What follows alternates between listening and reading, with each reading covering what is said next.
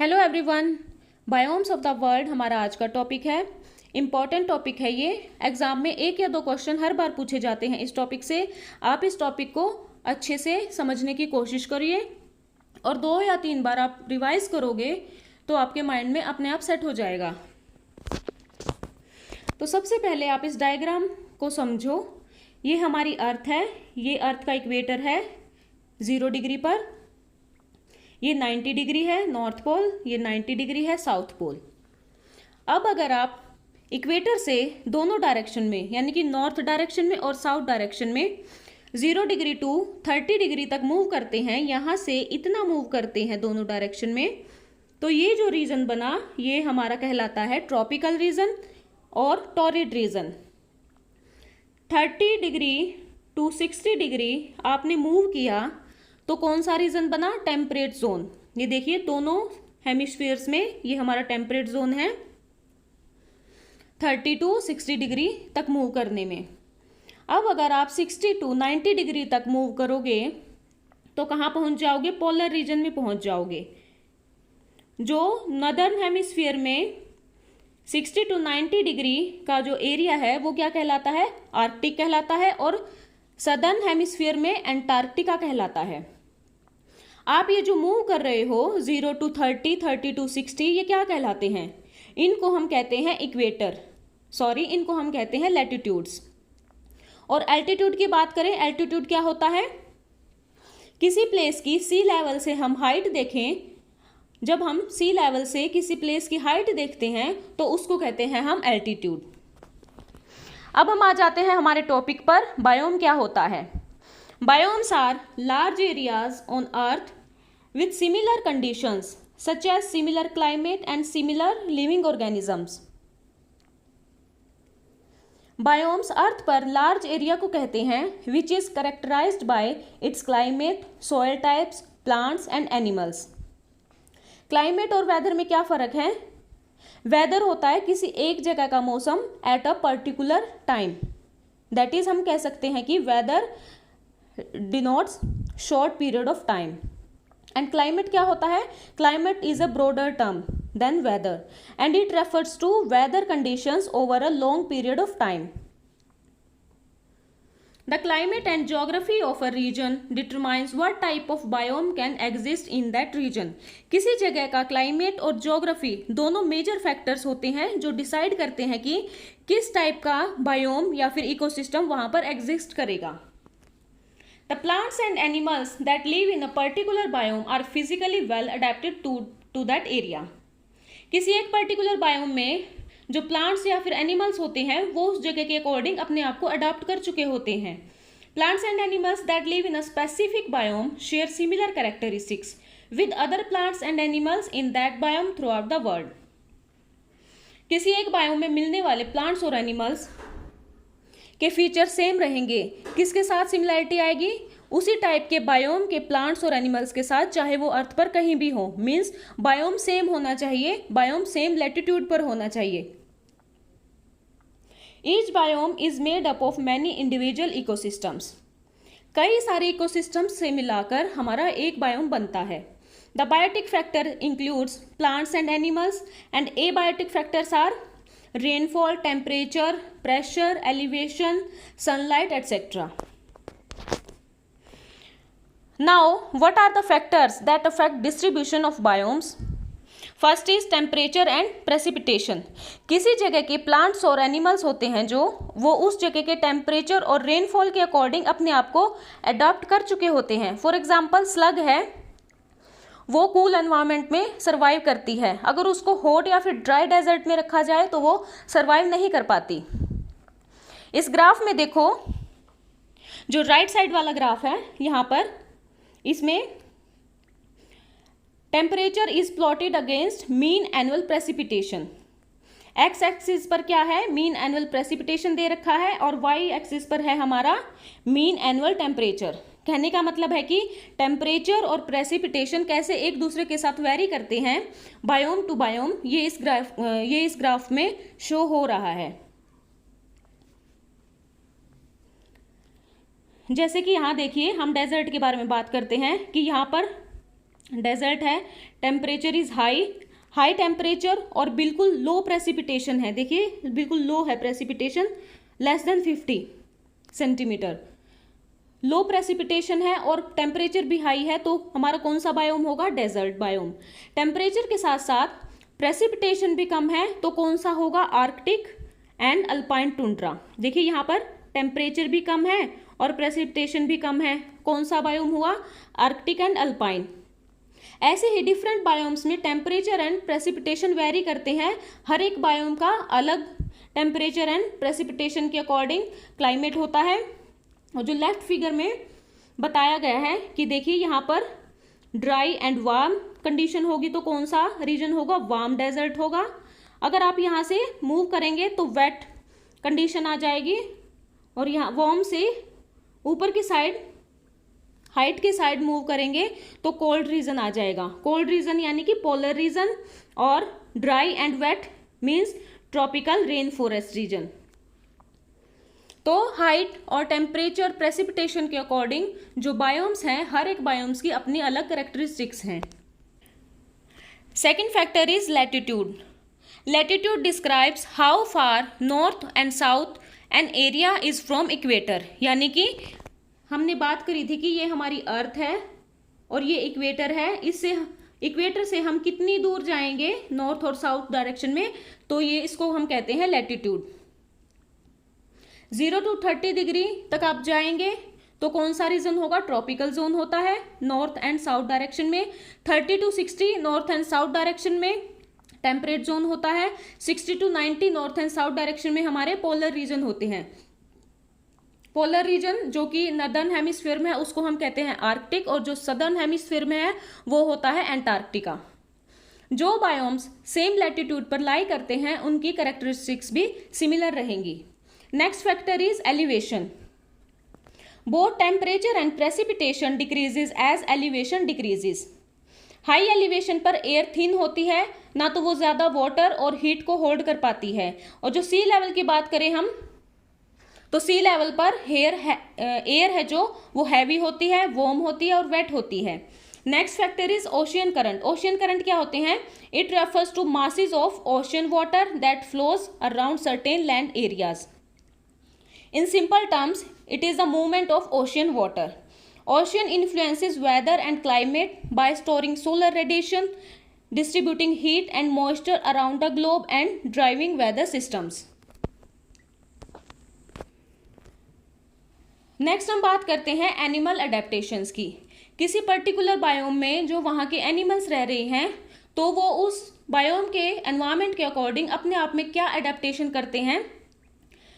तो 3 तरह की अडेप्टेशंस होती हैं, structural adaptation, behavioural adaptation and physiological adaptation. Structural adaptation क्या होती है,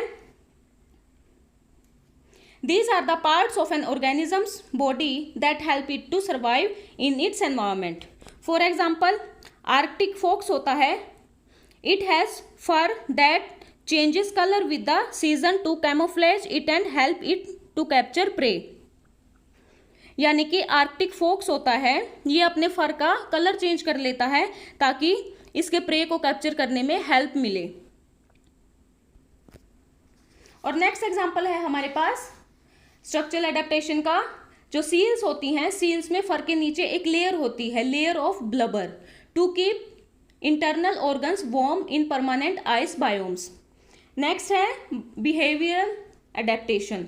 ये ऑर्गेनिजम्स के द्वारा खुद की जाती हैं adaptations to keep it survive in its environment. For example musk oxen है huddle together to keep warm in cold winters of tundra. एक दूसरे से सटे रहते हैं, एक दूसरे से ऐसे ग्रुप बना के चलते हैं ताकि इनको हीट मिल सके। टुंड्रा बायोम्स में ये पाए जाते हैं। और जो रेप्टाइल्स होते हैं ये भी अपनी बॉडी टेम्परेचर को मेंटेन करने के लिए या तो शेड में रहना पसंद करते हैं या फिर सनलाइट में रहना पसंद करते हैं। Next is physiological adaptation. This happens inside an organisms body to help it survive according to environment of the biome. For example camel है, camel store water in their hump to survive in dry desert and cacti can store water inside their bodies. Next topic है levels of organisations. किस तरह से ecosystem में जो levels हैं smallest to highest level वो किस तरह से अरेंज हैं। Individual to population, population to community and community together makes ecosystem. बहुत सारे इकोसिस्टम मिलकर क्या बनाते हैं, बायोम बनाते हैं, और बायोम से मिलकर बनता है हमारा biosphere which is the largest level of organisation. Biomes classification. Biomes are classified as terrestrial biomes and aquatic biomes. Terrestrial biomes which are related to land component, aquatic biomes which are related to water component. Overall, 5 types of biomes are identified: aquatic, desert, forest, grassland and tundra. Major world biomes are shown here. Colour coding के according आप देख सकते हैं कि कौन सा biome कहाँ पर लाई करता है। देखिए ये लिस्ट दे रखी है बायोम्स की, तो कलर आप मैच करके पता लगा सकते हैं कौन सा बायोम कहाँ पर पड़ता है। तो अब वन बाय वन हम डिटेल में डिस्कस करते हैं इन बायोम्स को। फर्स्ट है tundra. It is the coldest biome of the world. Tundra का मीनिंग होता है ट्रीलेस प्लेन। फिगर में आप एरिया देखो कि कौन सा इंक्लूड होता है टुंड्रा के अंदर। ग्रीनलैंड आ गया इसमें, साइबेरियन रीजन आ गया, and tundra biome lies at 60 degree north to Arctic region and it is extremely cold, very low biodiversity and the vegetation structure is very simple. It is nutrient poor and nutrients and energy here is in the form of dead and organic material. Now we have 3 types of tundra biome: Arctic tundra, Antarctic tundra and alpine tundra. Arctic tundra है, it is the world's youngest biome and permafrost is found here. Permafrost means permanently frozen soil को हम permafrost कहते हैं। ये बहुत लंबे time तक frozen state में रहती है। Antarctic tundra is similar to Arctic except it is in the southern hemisphere. Alpine tundra, alpine tundra आप किसी भी जगह पर देख सकते हैं and it depends only on the elevation, means high elevation पर आप अल्पाइन टुंड्रा देख सकते हैं. For example alpine glacier in Alaska. Vegetation found in the tundra biome is lichen, mosses and grasses. Animals found here are reindeer, foxes, polar bear, migratory birds, etc. Next biome we have, that is taiga or boreal forest. It is the largest biome extending across North America, Europe and Asia. It is also known as coniferous, boreal or snow forest biome. It lies in 50 degree to 60 degree north of the equator.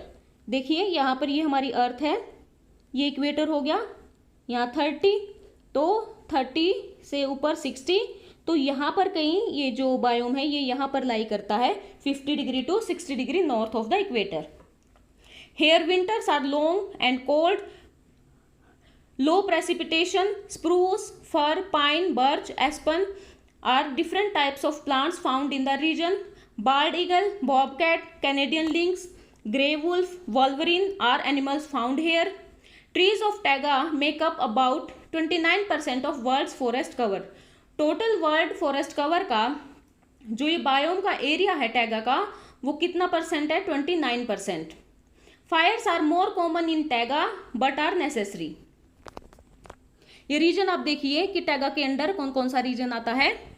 Map आप साथ साथ देखते रहिए जिससे आपको idea आ जाएगा कि ये जो टुंड्रा ये जो हम बायोम पढ़ रहे हैं वो कहाँ पर लाई करता है. नेक्स्ट है हमारे पास टेम्परेट और डेसिडुअस फॉरेस्ट.